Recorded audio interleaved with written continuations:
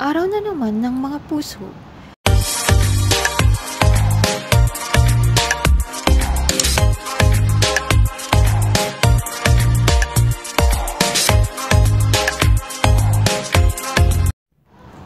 Araw na naman ng mga puso.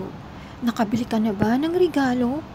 Or practical na lang dahil nagmamahal na lahat, nagsimahal na lahat ng bilihin, yakap at kiss na lang. Simpleng I love you lang, kinikilig na yan. I love you po. Happy Valentine's Day!